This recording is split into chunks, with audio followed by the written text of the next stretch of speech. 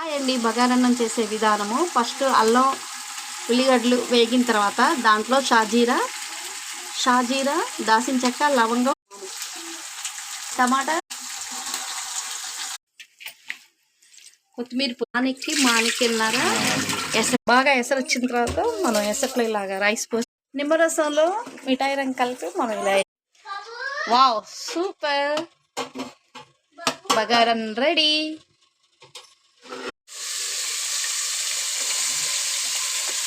మనం అన్నీ కలిపిన తర్వాత super wow chicken curry ready. గుమగుమలాడే చికెన్ కర్రీ రెడీ.